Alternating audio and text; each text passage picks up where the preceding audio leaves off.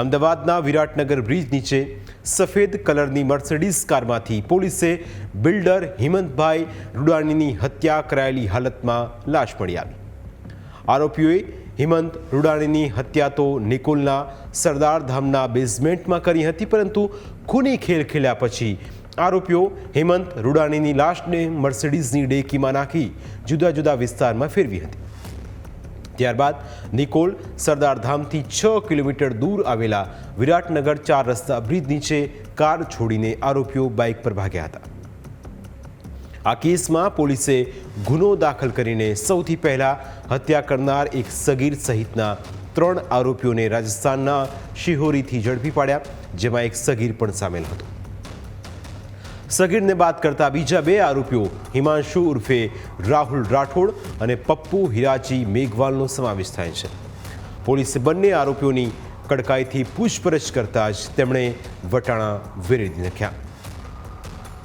તપાસમાં સામે આવ્યું કે મનસુખ લાખાણીએ તેમને સોપારી આપીને આ ગુનાને અંજામ અપાવ્યો હતો।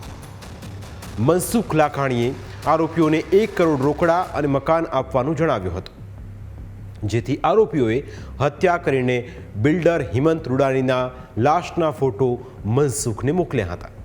જોકે મનસુખના ફોનમાંથી ચેટ મળી નથી, જ્યારે આરોપીઓના ફોનમાંથી ચેટ મળી છે, જેથી ફોન પણ FSLમાં મોકલવામાં આવશે। મૃતક હિમંત રૂડાણી અને મનસુખ લાખાણીએ વર્ષ 2020માં જમીન ખરીદી હતી। તેઓએ નિકોલમાં ગંગોત્રી સર્કલ પાસે 3 કરોડમાં જમીન ખરીદી હતી। ત્યારબાદ ત્યાં કેન્સ કોર્નર નામની કોમ્પ્લેક્સ બાંધવાનું નક્કી કર્યું, જેથી મનસુખ લાખાણીએ હિમંત રૂડાણીને જૂનો ભાવ આપીને આખી સ્કીમ પોતે રાખી લેવાનું જણાવ્યું હતું। આ બાબતને લઈ બંને વચ્ચે તકરાર ચાલતી હતી, કારણ કે તેમાં 25 કરોડની લેવડ દેવડની વાત હતી, જેને લઈ નિકોલ પોલીસ સ્ટેશનમાં અને ગાંધીનગર CID ક્રાઇમમાં ફરિયાદ પણ નોંધાઈ હતી।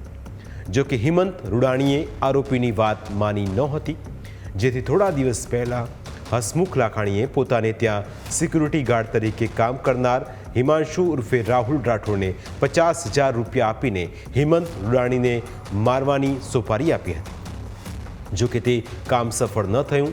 આખરે હસમુખ લાખાણીએ 1 કરોડ અને 1 મકાન આપવાનું કહીને હિમંત રૂડાણીની હત્યા કરાવી હતી।